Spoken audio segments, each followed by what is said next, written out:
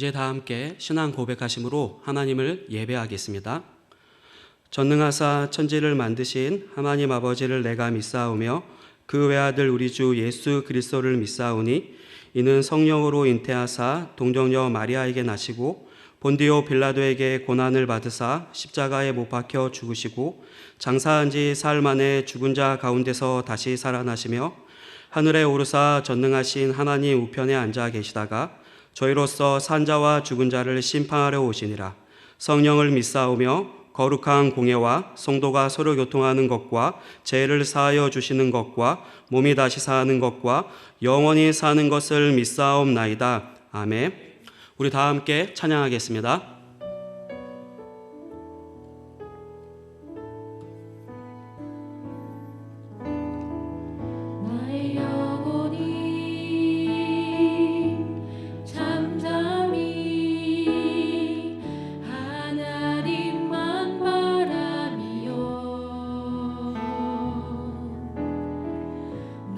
구원이 그에게서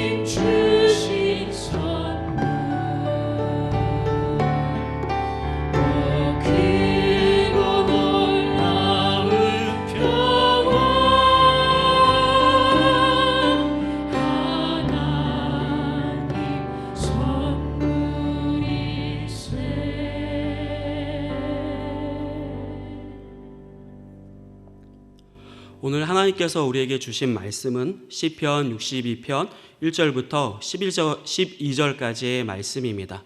우리 다 함께 읽겠습니다. 시작. 다윗의 시, 인도자를 따라 여두둔의 법칙에 따라 부르는 노래. 나의 영혼이 잠잠히 하나님만 바라며 나의 구원이 그에게서 나오는도다. 오직 그만이 나의 반석이시요 나의 구원이시요 나의 요새이시니 내가 크게 흔들리지 아니하리로다. 넘어지는 담과 흔들리는 울타리 같이 사람을 죽이려고 너희가 일제히 공격하기를 언제까지 하려느냐. 그들이 그를 그의 높은 자리에서 떨어뜨리기만 꾀하고 거짓을 즐겨하니 입으로는 축복이요 속으로는 저주로다. 나의 영혼아 잠잠히 하나님만 바라라. 물은 나의 소망이 그로부터 나오는도다. 오직 그만이 나의 반석이시요 나의 구원이시요 나의 요새이시니 내가 흔들리지 아니하리로다. 나의 구원과 영광이 하나님께 있으며 내 힘의 반석과 피난처도 하나님께 있도다. 백성들아 시시로 그를 의지하고 그의 앞에 마음을 토하라. 하나님은 우리의 피난처시로다. 아 슬프도다. 사람은 입김이요 인생도 속임수이니 저울에 달면 그들은 입김보다 가벼우리로다. 포악을 의지하지 말며 탈취한 것으로 허망하여지지 말며 재물이 늘어도 거기에 마음을 두지 말지어다. 하나님이 한두 번 하신 말씀을 내가 들었나니 권능은 하나님께 속하였다 하셨도다. 주여 인자함은 주께 속하오니 주께서 각 사람이 행한 대로 갚으심이니이다. 아멘. 사랑하는 성도 여러분, 오늘 이렇게 두 번째로 영상을 통해서 하나님을 예배하게 됐습니다. 이렇게 영상으로 드리는 예배가 온전한 형태의 예배는 아닙니다. 하지만 누가 생각이나 했겠습니까? 우리가 주일날 모여서 예배할 수 없는 때가 이룰 줄 아무도 생각을 못했습니다. 이럴 때 우리가 우리 속에 어떤 마음이 있는지, 또 우리의 세계관은 무엇인지, 우리가 무엇을 중하게 여기고 있는지 알 수 있습니다. 제가 지난번 드리는 글에서 말씀드렸듯이 우리는 사랑하기 때문에, 하나님을 사랑하기 때문에 모여서 예배했고, 이렇게 어려운 시절에 이웃을 사랑하는 마음으로 이렇게 흩어져서 한국교회가 예배하기로 결정했습니다. 온전한 형태는 아니지만 우리가 최선을 다해서 하나님을 예배하고 있기 때문에 바벨론 강가에서 불전차 보좌로 에스겔에게 나타나신 하나님께서 우리 성도님들의 가정과 삶의 터전과 우리가 예배하는 모든 곳에서 임재하여 주시기를 바랍니다. 그런 은혜가 있기를 바랍니다. 우리 같이 기도하고 하나님 말씀 보겠습니다. 하나님 아버지, 은혜 감사합니다. 우리가 가정에서 우리 자녀들과 또한 가족과 함께 모여서 말씀 앞에 섭니다. 주님, 시공간을 초월하신 하나님의 역사하심이 우리 가정마다 임하게 하여 주시옵시고, 우리 모니터에서 들려오는 소리가 아니라 저 높은 곳에서 들려오는 하나님의 음성을 듣는 예배가 되게 하여 주옵소서. 감사드리며 예수님의 이름으로 기도합니다. 아멘. 여러분, 누구나 아무런 문제가 없는 편안한 삶을 소망합니다. 저는 우리 성도들이 다 그랬으면 좋겠습니다. 그런 마음 없는 사람이 누가 있겠습니까? 하지만 작든 크든 문제 없는 삶은 없습니다. 왜 그렇습니까? 인생의 문제들은 처음에는 걸림돌 같아 보이지만 우리가 그거를 이겨낸 후에는 우리들의 삶을 보다 성숙하게 만드는 디딤돌이 되기 때문입니다. 마디가 없는 나무가 없습니다. 나이테가 없는 나무가 없습니다. 겨울도 만나고 봄도 만나고 또한 결실하는 가을도 만나면서 줄어들었다 넓어졌다 하면서 성장하는 겁니다. 고난이 우리들에게 그런 의미가 있습니다. 고난을 통해 우리는 더욱더 단단해지고 우리 안에 있는 것이 내거되는 역사가 일어나는 것이죠. 성경도 이 삶의 원리를 우리들에게 알려줍니다. 믿음의 조상 가운데 우리가 생각할 때 가장 평탄한 삶을 산 사람을 꼽으라면 아마도 이삭일 겁니다. 여러분들도 동의하시죠? 이삭은 온유함과 평안함의 상징입니다. 그런데 이삭에게 문제가 없었습니까? 아니죠. 창세기를 보면 아버지 아브라함이 소천하고 이삭이 본격적으로 그 가족의 리더, 족장이 됐을 때 이삭은 정말 전례 없었던 큰 기근을 만납니다. 그 기근 가운데서 원주민과의 갈등도 있었고 또 억울하게 빼앗기고 그랄 골짜기로 쫓겨나는 아주 힘든 순간도 있었습니다. 그런데 이삭에게 남다른 점은 위기를 만났을 때 그는 본질에 대한 집중력을 결코 잊지 않았다는 겁니다. 뭐가 중요한지, 뭐가 생명의 셈인지 그는 놓치지 않았습니다. 그 위기의 순간에서 가장 시급한 것이 무엇인지 이삭은 알고 있었던 거죠. 위기를 만난 이삭의 가족에게 가장 중요한 것은 물을 확보하는 거였습니다. 왜일까요? 그 위기가 기근이었기 때문이죠. 그는 원망하는 데 시간을 낭비하지 않았습니다. 그는 도전하는 주변 사람들과 싸우다가 망하지 않았어요. 그는 어느 곳에 가든지 우물을 팠습니다. 위기를 만나면 한시가 급하죠. 그럴 때일수록 본질 집중력을 잃어버리면 안 됩니다. 살리는 것이 무엇인지 우리가 잊어서는 안 되는 것이죠. 이 이삭의 이야기는 큰 상징이자 비유입니다. 여러분, 우리에게도 생수가 필요합니다. 그럼 그 생수가 무엇입니까? 이삭이 팔레스타인 땅에서 찾았던 생수는 우리 인생이라고 하는 큰 역사에 대비해 보면 그것은 틀림없이 하나님입니다. 그래서 성경에서는 하나님을 생수의 근원이라고 여러 군데에서 이야기하고 있습니다. 여러분, 이 생수의 근원, 생명 살리는 생수는 그러면 어떻게, 어디에서 찾아야 됩니까? 이삭은 어떤 지혜를 가지고 있었고 어떻게 그 기근의 땅, 미움받는 땅, 골짜기로 쫓겨난 그 척박한 환경 속에서 생수를 얻을 수 있었습니까? 저는 성경을 읽다가 깜짝 놀라는 대목이 있었어요. 그 이삭의 이야기가 나오는 창세기 26장 17절과 18절, 우리 같이 한번 펴보시죠. 구약성경 창세기 26장 17절과 18절에는 이삭이 그 기근의 시대 때 생수를 얻었던 방법이 나옵니다. 우리 같이 한번 읽어볼까요? 시작. 이삭이 그곳을 떠나 그랄 골짜기에 장막을 치고 거기 거류하며 그 아버지 아브라함 때에 팠던 우물들을 다시 팠으니 이는 아브라함이 죽은 후에 블레셋 사람이 그 우물들을 메웠음이라. 이삭이 그 우물들의 이름을 그의 아버지가 부르던 이름으로 불렀더라. 여러분, 이삭은 늘 아버지 아브라함이 팠던 우물을 다시 팠습니다. 새로운 우물도 필요하지만 기근의 시대 때는 아버지가 팠던 우물을 다시 파는 것이 필요합니다. 왜냐하면 샘물은 늘 나오던 것에서 다시 나오기 마련이죠. 성경에서 말하는 샘물의 근원은 마르지 않습니다. 그런데 원수들이 와서 그 샘물을 막아버렸다는 거예요. 그러면 다시 이 기근의 고난의 시절에서 우리가 쉽게 아주 정수를 쫓아서 생수를 얻는 방법은 무엇입니까? 아버지가 팠던 우물을 다시 파는 거죠. 그것이 지혜입니다. 여러분, 이 기근의 시대에 우리에게도 샘물이 필요합니다. 그리고 말씀과 기도는 아브라함의 우물과 같습니다. 생수의 근원 되신 하나님을 만나는 그 길, 말씀이신 예수 그리스도, 그리고 이 예수 그리스도께서 중보자가 되어서 우리와 하나님을 연결하는 이 기도, 말씀과 기도라고 하는 우물을 통해서 생수의 근원에 다다를 수 있는 거죠. 생수의 근원으로 가는 길은 말씀과 기도입니다. 그래서 우리에게는 이 시편이 필요한 겁니다. 시편은 깊은 곳에서 솟아나는 말씀, 그리고 기도, 그리고 생명, 능력이 고여있는 샘물과 같습니다.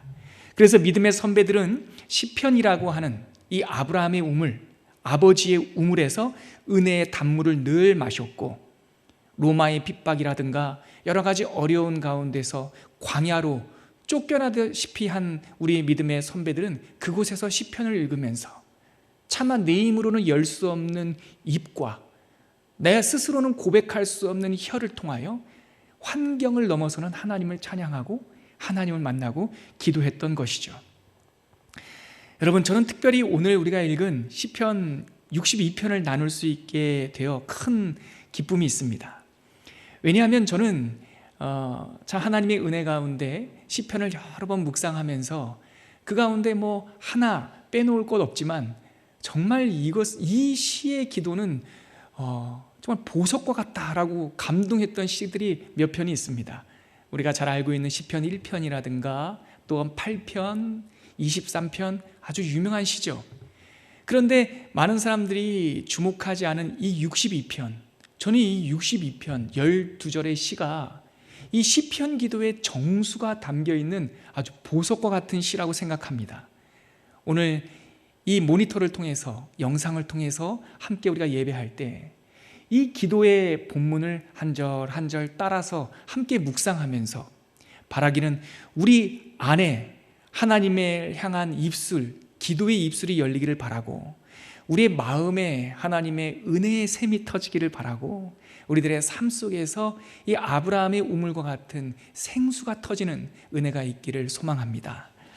여러분, 먼저 우리가 읽었던 62편 전체를 한번 이렇게 훑어보시면 눈에 띄는 대목이 있습니다.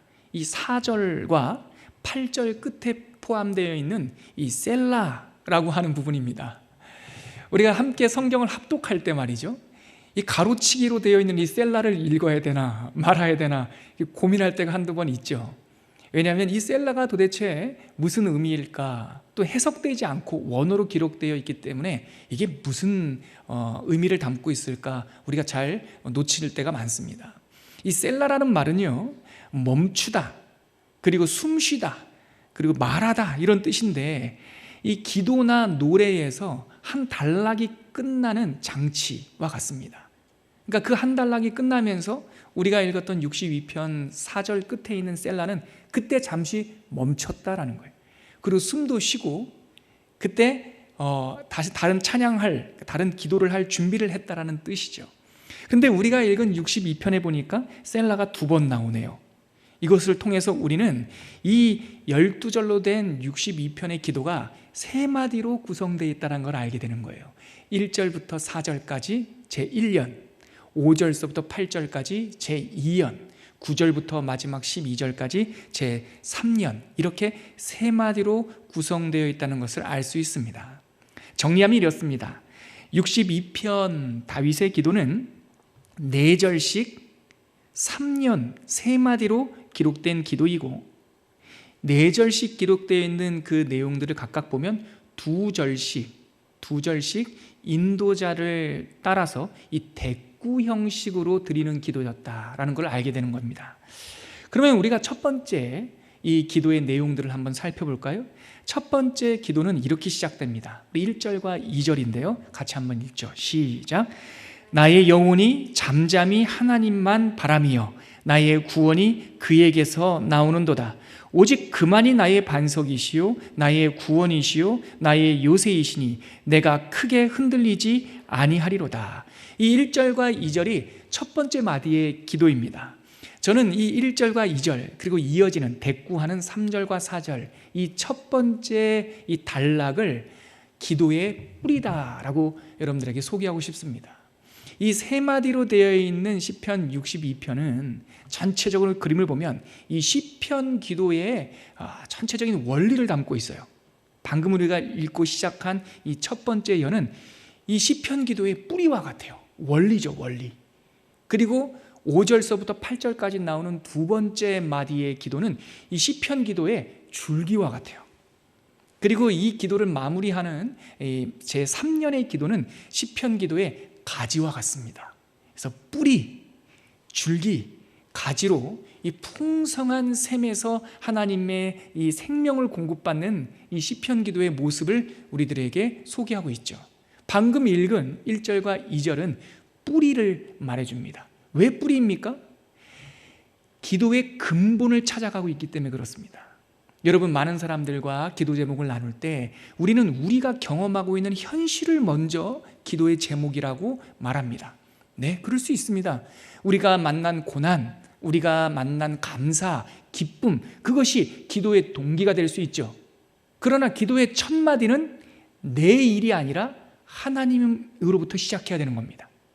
지금 시편 62편의 전체적인 분위기는 다윗이 고난 중에 있는 것 같은데 얼마나 급했겠습니까? 근데 자신이 만난 고난을 먼저 얘기하지 않고 1절과 2절에서는 나의 영혼이 잠잠히 하나님만 바라며 나의 구원이 그에게서 나오는도다 라고, 나의 영혼이 하나님을 바랍니다. 나의 구원은 하나님께서부터 옵니다. 오직 하나님만이 나의 반석이고 하나님만이 나의 구원이고 하나님만이 나의 요새이시니 내가 크게 흔들리지 않습니다 라고 선포하고 있는 거예요. 이것이 바로 기도의 뿌리입니다. 여러분, 세상을 먼저 하나님의 제단 앞에 가지고 오기 전에 하나님과 눈 마주침을 먼저 해야 됩니다.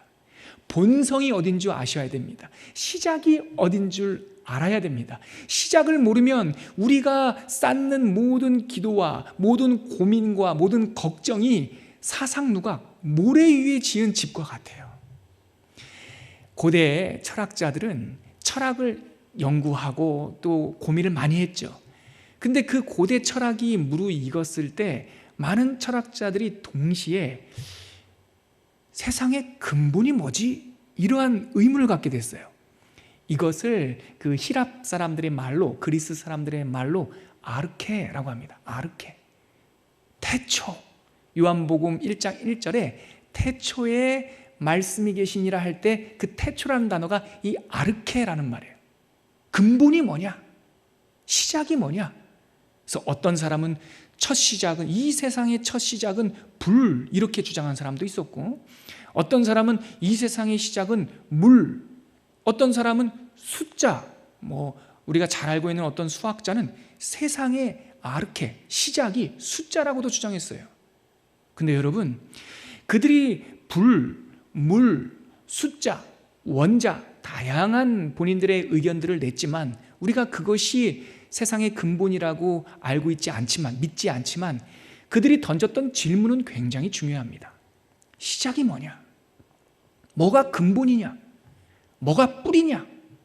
그 질문은 크리스찬들 우리들도 가져야 되는 거예요. 여러분, 어려운 일 만나면 근본을 잃어버리다가 뿌리가 흔들리면 쓰러지는 거예요. 여러분, 고난을 당할 때 내가 직면한 문제를 먼저 막 토설하기 전에 하나님은, 우리 주님은, 나의 구원은, 나의 능력은, 우리의 근본을 먼저 묵상하는 지혜가 있기를 바랍니다. 그럴 때 기도가 열리는 거예요. 지금 다윗은 나의 근본이 무엇이다, 나의 영혼이 바라는 것은 무엇이다, 나의 구원은 무엇이며 나의 요새, 나의 반석, 나의 기초가 무엇이다라고 하나님 앞에 선언하고 있는 거죠. 현실이 평화로웠기 때문에 선언하는 것이 아닙니다. 현실은요, 방금 제가 말씀드렸듯이 고난이었습니다. 이어지는 3절과 4절은 이 하나님의 뿌리에 대한 그 현실, 이 뿌리가 내려진 이 땅의 형편을 얘기해주고 있어요. 우리 3절과 4절 한번 같이 읽어볼까요? 시작. 넘어지는 담과 흔들리는 울타리 같이 사람을 죽이려고 너희가 일제히 공격하기를 언제까지 하려느냐? 그들이 그를 그의 높은 자리에서 떨어뜨리기만 꾀하고 거짓을 즐겨하니 입으로는 축복이요 속으로는 저주로다. 여러분, 이것이 바로 이 기도를 시작하는 다윗의 현실이었어요. 얼마나 답답합니까?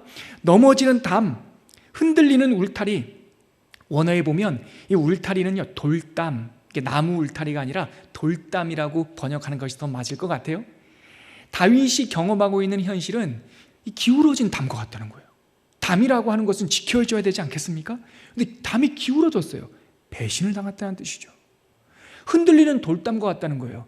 힘들고 지쳐서 그 돌담에 손을 댔더니 그 담이 오히려 무너지는 거죠.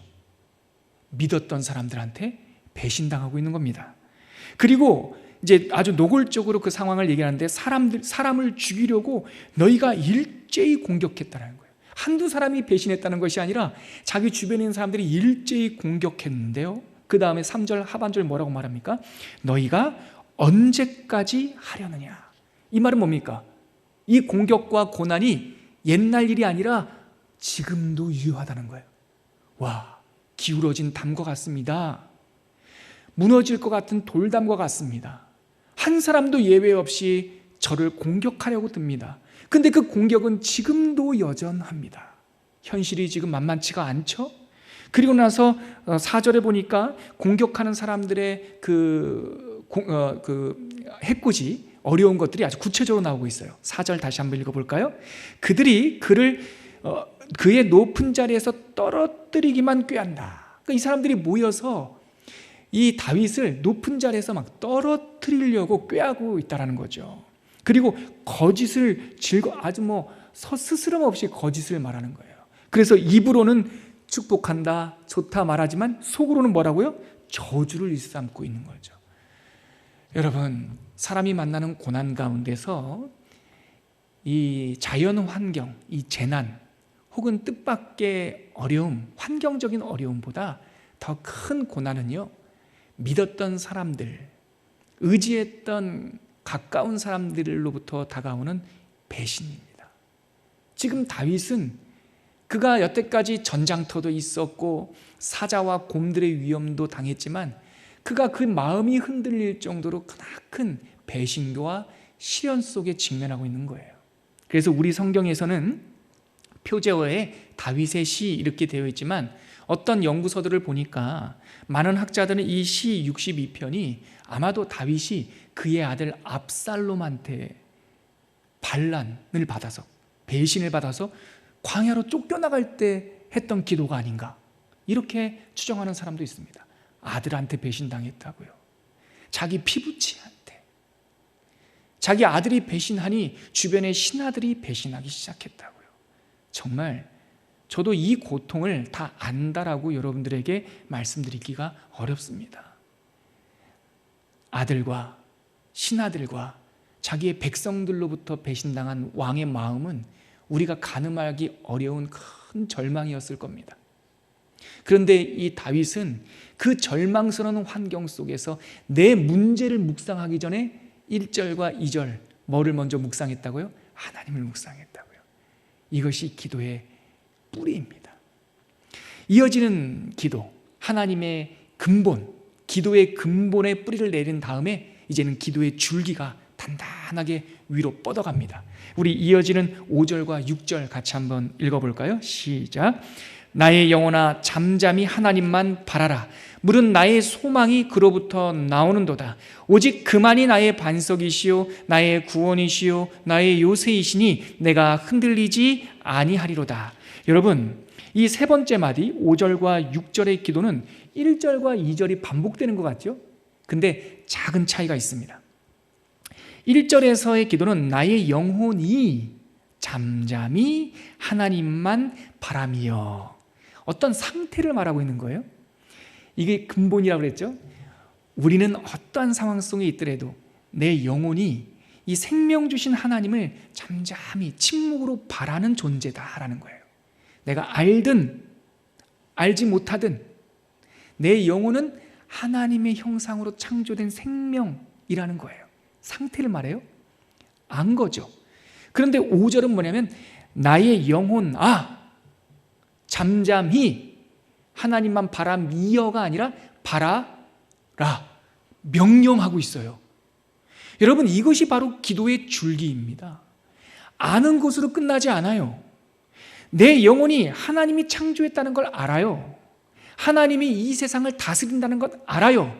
나의 구원이 하나님으로부터 온다는 것도 알고, 나의 피난처요, 나의 반석이요, 나의 요새가 하나님인 것, 예수님을 믿고 하나님을 믿는 우리 모두는 알아요. 그러나 그 아는 것이 내 것 되냔 말입니다. 그 아는 것이 내 기도가 되는가? 이것이 바로 기도의 줄기이자 기도의 품이에요, 품이. 여러분, 하나님을 아는 것으로 끝나서는 안 됩니다. 그 하나님을 아는 지식이 나의 의지 안으로 침투해 들어와야 되고 선포해야 되는 겁니다. 나의 영혼아 하나님만 바라라. 오직 구원이 그에게서 나오기 때문이다. 나의 요새, 나의 반석, 나의 구원, 이것이 바로 하나님이 때문이다 라고 나 자신에게 계속 선포하는 기도를 해야 되는 거예요. 이게 틀을 갖추는 겁니다. 틀. 여러분, 구약 성경에 보면 구원의 출애굽 역사가 크게 세 마디로 되어 있다는 것도 여러분들 혹시 눈치채셨습니까? 출애굽의 역사는 첫 번째 마디는 애굽에서 나오는 거예요. 홍해를 건너고 나오는 거예요. 이게 근본이죠. 이게 6월절이죠. 이게 이스라엘 백성의 시작, 뿌리이죠. 그러나 홍해를 건너고 나왔다고 해서 바로 자유인이 되지 않습니다. 자유인의 상태는 선포받았지만 자유인답게 사는 것은 그들에게 40년의 교회되는 시간이 필요했다는 거예요. 애굽에서 나오는 것은 순식간에 그날 밤에 나왔지만 내 안에 있는 종의 습관, 죄인의 습관을 빼버리는 데서는 40년이 걸린 거예요. 여러분, 우리들의 영혼은 하나님께서 주셨습니다. 하나님께서 우리의 반석이십니다. 그러나 하나님께서 주신 그 생명이 참 내 생명이 되고 하나님의 반석 되신 것이 참 내 삶의 실효적 능력으로 임재하기 위해서는 날마다 하나님을 아는 그 지식을 나에게 명령하고 선포하고 이 품을 갖는 그 품이 내 것이 되는 노력이 필요한 것이죠. 바로 이것이 기도의 줄기입니다. 하나님을 아는 다윗은 이제 자기 영혼에게 나의 영혼아 너는 하나님만 바라라 라고 선포하고 있는 거예요. 제가요 어렸을 때에 태권도를 배웠습니다. 그래서 1단까지 어릴 때는 1품이라고 그러죠. 그게 이 품이라는 단어가 굉장히 중요합니다. 1단까지 땄는데 흰색 띠를 처음에 받고 이 태권도를 배우다 보면 아주 중요한 레슨 중에 하나가 품새라는 것을 익히는 겁니다. 태권 1장 하고 정해진 대로 이렇게 딱 손도 뻗고 발차기는 2장서부터 나옵니다. 이렇게 하나하나 품새를 익힙니다. 그리고 그 품새를 반복적으로 해요. 왜 그렇습니까? 여러분, 실전에서 태권도를 쓸 때는 품새대로 안 합니다. 그러나 실전에서 내가 배운 그 태권도가 내 것 되기 위해서는 이 정해진 의지를 가지고 그것이 내 것 되게 하는 품새가 필요한 거예요. 지금 우리가 읽은 이 시 62편 두 번째 기도는 분명한 이 세상의 원리, 이 세상의 뿌리, 이 세상의 근거를 알았으니 이제 그 뿌리를 통해서 하나님을 아는 지식이 내 삶의 품새가 될 수 있도록 익히고 선포하고 말하는 거예요. 그래서 그것이 그 하나님을 아는 기도가 이제 내 기도가 되게 하는 것이죠. 자, 이어지는 우리 7절과 8절 다시 한번 읽어볼까요? 여기 보면 그 품새를 익히는 삶의 양식이 나오는데요. 우리 7절과 8절 같이 한번 읽겠습니다. 시작. 나의 구원과 영광이 하나님께 있으며 내 힘의 반석과 피난처도 하나님께 있도다. 백성들아, 시시로 그를 의지하고 그의 앞에 마음을 토하라. 하나님은 우리의 피난처시로다. 자, 하나님의 그 원리를 나에게 선포하는 이 5절과 6절이 끝난 다음에 다시 한번 이 기도하는 다윗은 꼼꼼히 그 원리를 짚어가고 있습니다.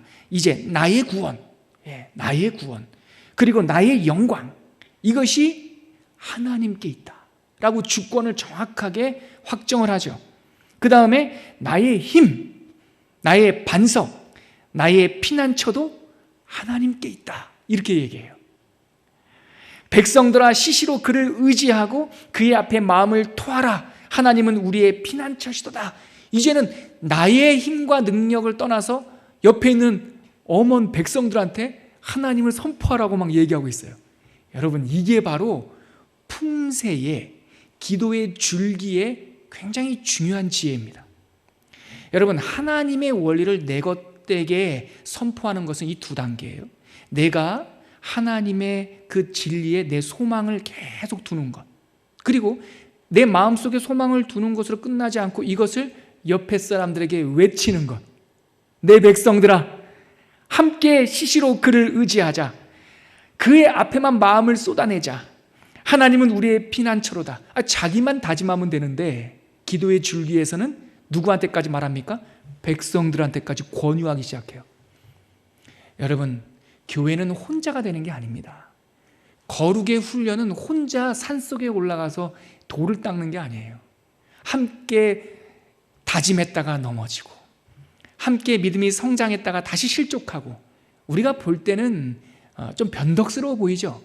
그러나 진짜 교회가 되는 원리는 변덕스럽게 섰다가 넘어지고 섰다가 넘어지고 하면서 이 줄기가 자라나는 거예요.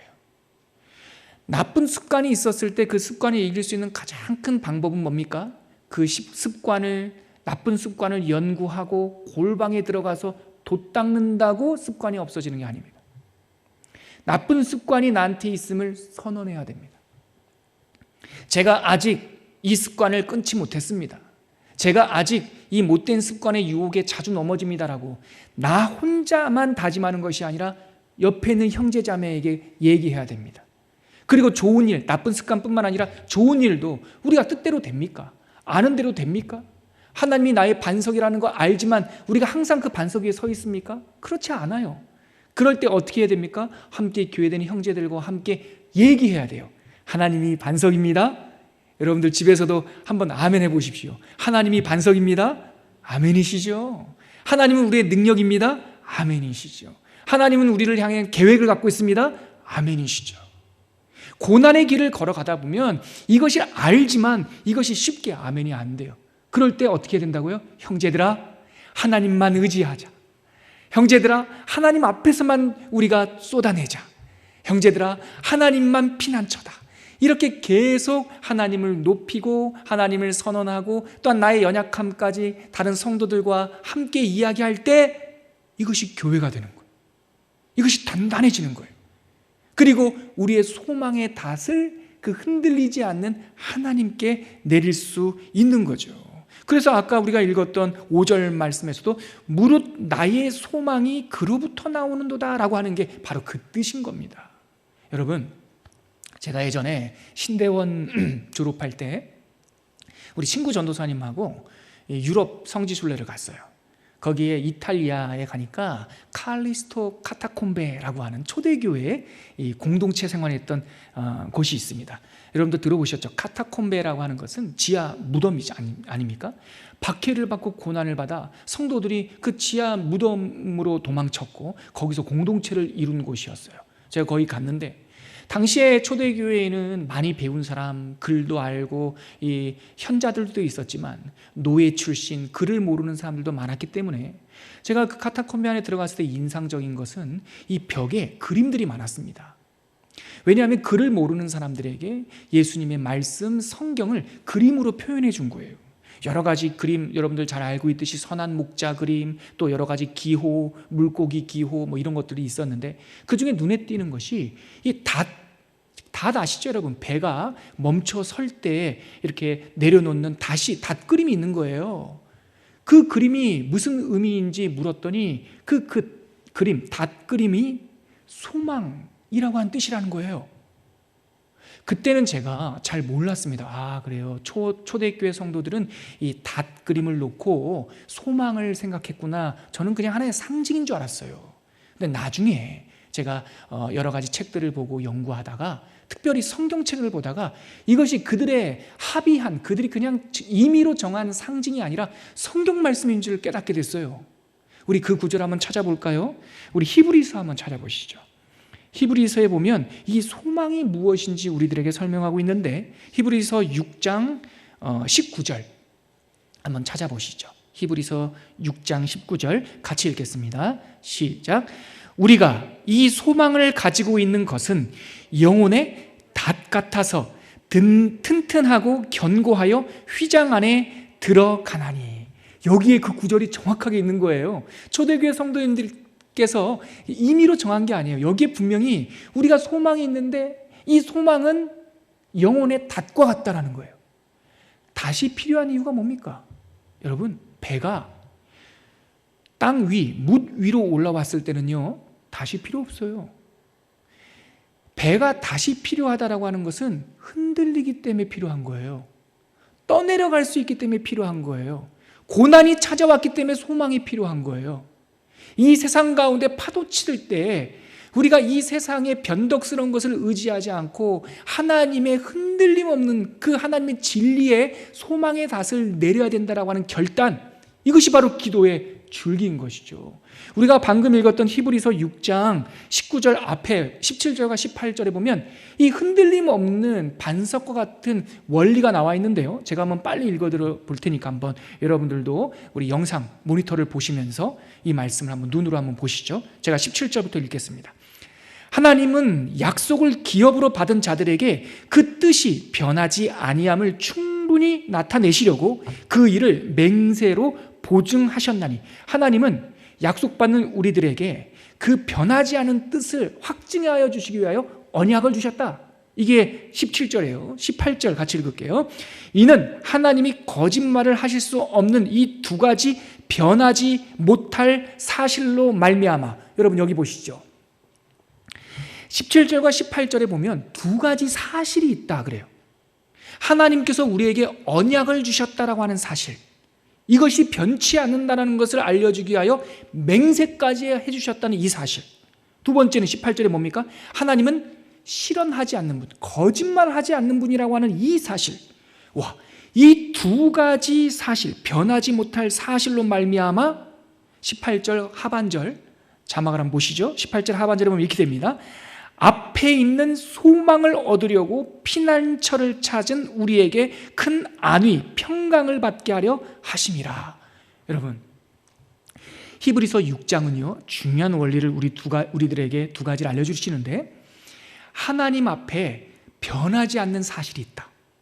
하나님은 우리에게 언약을 주셨고 하나님은 그 언약을 반드시 지키신다. 거짓말하지 않으신다. 이 변덕스러운 파도치는 세상 가운데, 고난이 밀려오는 가운데 우리는 우리의 소망의 닻을 어디에 내려야 된다? 이 진리 위에 내려야 된다. 이 사실 위에 내려야 된다는 거예요. 그래서 우리가 닻을 내렸다고 배가 흔들리지 않습니까? 흔들리죠. 흔들려요. 그러지만 닻을 흔들리지 않는 주님의 진리 위에 내렸기 때문에 내가 비록 흔들릴지라도 뭐하지 않습니까? 떠내려가지 않습니다. 지금 시 62편 두 번째 마디 기도는 바로 든든한 이 진리, 근본적인 사실 위에 줄기가 쭉 뻗어가면서, 히브리서 본문의 버전으로 제가 말씀드리자면, 우리는 이 흔들리지 않는 사실 위에 뿌리를 내렸으니 우리는 이 뿌리에 소망의 닻을 내려서 결코 꺾이지 아니할 것이다. 나 혼자 있으면 꺾이지. 그러니까 나는 큰 거목이 되는 것이 아니라 이 바람과 고난을 이겨낼 수 있는 숲을 이룰 것이다. 형제들아, 하나님만 찬양하자. 형제들아, 그의 구원이 하나님의 그 앞에 우리의 마음을 쏟아내자. 사람들 앞에 쏟아내지 말자. 하나님 앞에 쏟아내자. 형제들아, 하나님은 우리의 피난처다. 이렇게 형제들과 함께 지금 줄기를 뻗어서 숲을 이루고 있는 거죠. 이것이 바로 기도의 줄기입니다. 자, 줄기를 쭉 뻗었습니다. 이제 무엇이 필요합니까? 이제는 열매를 맺을 수 있는 가지들이 무성하게 뻗어내는 것들이 필요하죠. 이어지는 9절부터 12절까지 내용은 바로 이 믿음의 줄기, 믿음의 의지 위에서 자연스럽게 열매 맺는 풍성한 가지의 모습들을 우리에게 보여줘요. 같이 우리 9절과 10절 같이 읽겠습니다. 시작. 아, 슬프도다. 사람은 입김이며 인생도 속임수이니 저울에 달면 그들은 입금보다 가벼우리로다. 포악을 의지하지 말며 탈취한 것으로 허망하여지지 말며 재물이 늘어도 거기에 마음을 두지 말지어다. 여러분, 이게 왜 가지인가요? 이게 왜 가지냐면 깨달은 거예요. 줄기 때는 알긴 알았지만 다 내거됐지 않아서 나한테 계속 선포하는 거예요. 하나님만 의지해. 하나님이 진짜야. 마음이 완전히 일치되진 않았어요. 그러나 계속 나한테 그 품새를 갖추는 거예요. 품위를 갖추는 거예요. 한참 그렇게 줄기가 뻗어가다 보면 그 나무하고 똑같은 이 DNA, 똑같은 열매를 맺을 수 있는 자연스러운 가지들이 쫙쫙 뻗어나가는 거예요. 그래서 이것은 의지적으로 다짐하는 것이 아니라 자연스럽게 알게 되는 거예요. 그러니까 9절에 오니까 아, 슬프다. 왜? 사람은 입김이라는 것을 깨달았다. 인생이 속임수에 있다는 것을 깨달았다. 원어 성경에 보면 이건 이렇게도 번역할 수 있습니다. 강한 사람도 입김을 깨달았다. 약한 사람도 속임에 빠진다는 걸 깨달았다. 그러니 9절 하반절에 보면 그들은 다 저울에 달면 가볍다. 입김보다 가볍다. 다른 말로 시편 1편에 있는 내용으로 비유하자면 바람에 나는 겨와 같도다. 깨달은 거예요. 진짜 이제 알게 된 거예요. 그 다음에 10절에 보니까 이제 이렇게 말합니다. 포악, 막 힘으로 사람들을 압제하는 것, 그거에 의지하지 말자.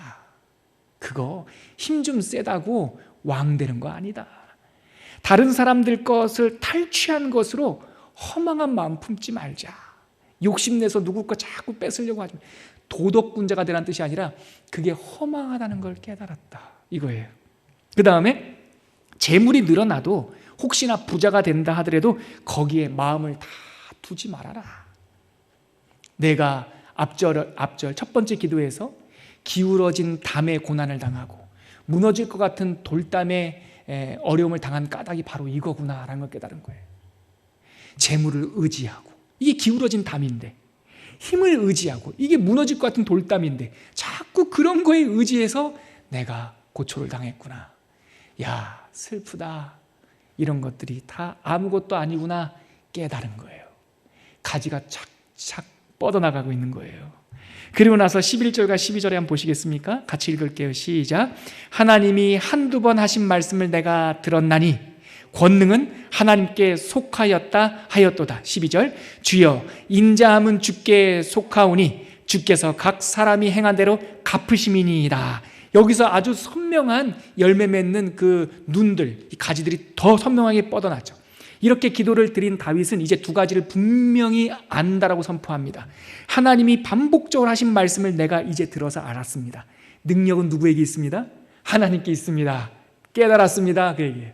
12절에 가니까 하나님의 변하지 않는 사랑, 나는 자꾸 도망가지만 나를 붙들어 주시는 그 헤세드 때문에 내가 이제 알았습니다. 뭘 알았어요? 주님께서 각 사람들에게 다 갚아주신다는 걸 알았습니다. 능력이 하나님께 있다는 걸 깨달았고 하나님이 다 갚아주신다는 걸 깨달았으니 이제 탄원 기도는 없어지고, 아, 주님, 내가 주님의 성품을 삶에서 맺어가는 열매를 소망할 수 있게 되었습니다. 여러분, 오늘 62편 기도를 보세요. 고난을 당한 다윗이 자기의 문제 위에 기도를 쌓는 것이 아니라 변함없는 진리 위에 뿌리 내린 그 기도의 뿌리 위에 그 기도를 시작합니다. 그리고 냉정하게 자기의 삶을 하나님께 올려드리죠. 그리고 나서 이 하나님의 진리를 그저 알고 흘러가 버리는 것이 아니라 내 것 되기 위하여 기도의 줄기달락해서 보니까 자기에게 계속 선포합니다. 그리고 홀로 고민하는 것이 아니라 교회된 형제자매들과 함께 하나님께 나아가자고 함께 교회로 지어져 갑니다. 이렇게 단련하고 단련했더니 가지가 쫙 뻗어가면서 세상의 이치를 깨닫게 되었고 세상의 원리를 깨닫게 되었고 권능이 누구에게 있는 걸 알게 되었고 하나님이 다 갚아주신다는 걸 알게 된 거예요. 기도가 이렇게 뿌리와 줄기와 가지로 뻗어 나가게 되는 것이죠. 여러분, 제가 아까 첫마디 기도할 때 여러분 고대 히랍 철학자들이 근본이 무엇인가 고민했다 이런 말씀 드렸죠. 동양 사람들도 그랬던 것 같습니다. 제가 말씀을 준비하다가 하나를 깨달았어요. 동양 사람들도 근본이 무엇인가 이걸 항상 고민했어요. 그거를 뭐라고 말하냐면 본성론이라고 말해요. 본성론. 인간의 본성이 뭐냐? 그 본성론 얘기할 때 나오는 한자 세 가지가 있어요. 그게 성, 본성, 품, 모양, 격, 이 기품, 이 갖추고 있는 내 실력, 성품, 격이에요. 제가 62편을 준비하다가 와, 여기에 이치가 있구나. 첫 번째 기도는요, 본성의 기도예요. 근본을 다 깨닫는 기도예요. 두 번째 기도는 뭐라고요? 품위. 그 본성이 내 것 되게 하도록 품새를 쫙 갖추는 기도예요. 훈련하는 기도예요. 경건의 훈련 기도예요. 그리고 나면 뭐가 된다고요? 격치. 그 아는 것이 내 실제적인 삶의 능력이 되는 거예요. 옛날 어르신들이 경물치지 이런 말 했거든요. 세상의 이치를 고스란히 보고 익히니 알므로 나아갔다 이 뜻이에요. 세 번째 기도를 보니까 하나님도 알고 그 하나님의 성품이 내 성품이 되자 세상을 꿰뚫어 알게 된 거예요. 와, 세상은 바람이 나는 겨구나. 잘난 자나 못난 자나 다 하나님의 저울에 재면 똑같구나. 그러므로 아는 지식이 뭐예요? 권능, 힘은 하나님께만 있구나. 하나님이 다 갚아주시는구나. 그러니까 내 마음속에 요동치던 파도도 잠잠해지고 내 소망을 하나님의 진리의 항구에 딱 내릴 수가 있는 거죠. 여러분, 오늘 시편 62편 말씀으로 시편 기도의 정수를 보았습니다. 여러분, 여러 가지가 혼란하고 뉴스만 틀면 안 좋은 기사가 너무나 많지요. 그래서 마음이 우울해지고 낙심될 때도 있지요. 저도 그럴 때가 있었습니다. 근데 여러분, 이렇게 우리 시편 기도로 승리하길 바랍니다. 나쁜 소식을 들을 때마다 하나님을 먼저 묵상합시다. 하나님이 어떤 분인지 선포합시다. 그리고 그 하나님의 어떠하심이 내 삶의 경건이 될 수 있도록 날마다 줄기의 기도를 하나님께 드립시다. 그렇게 기도하다 보면 어떠한 파도와 바람도 이길 수 있는 격치의 기도, 내 실력이 되고 내 능력이 되는 하나님의 기도의 사람이 될 줄 믿습니다. 함께 기도할 때 성품의 기도, 품 위의 기도, 격치의 기도, 아는 것과 익히는 것과 능력이 되는 것, 하나님, 시편의 기도를 통해서 우리가 기도의 능력을 덧입는 하나님의 사람 되게 하여 주시옵시고, 우리가 어느 곳에 있든지 이 하나님의 기도와 말씀과 경건으로 승리하며 세상을 밝힐 수 있는 빛과 소금이 되는 사람들이 되게 하여 주시옵소서. 우리 이렇게 한번 기도하겠습니다. 기도합니다. 하나님 아버지, 오늘 시편 62편의 기도를 알려주시니 감사합니다. 고난을 만났을 때 우리가 그 고난 때문에, 싸움 때문에, 낙심 때문에 좌절할 때가 많은데 하나님의 피난처 되신 하나님의 품으로 달려가게 하여 주시옵시고, 진리의 뿌리를 내리게 하여 주시옵시고, 사실의 소망의 닻을 내리게 하여 주시옵시고, 우리가 선포하고 익혀서 기도의 능력이 내 능력이 되는 하나님의 이치를 깨닫는 하나님의 사람들 되게 하여 주시옵소서. 하나님 아버지, 은혜를 감사합니다. 오늘 62편 기도를 통하여 우리의 입술을 열어주시니 감사합니다.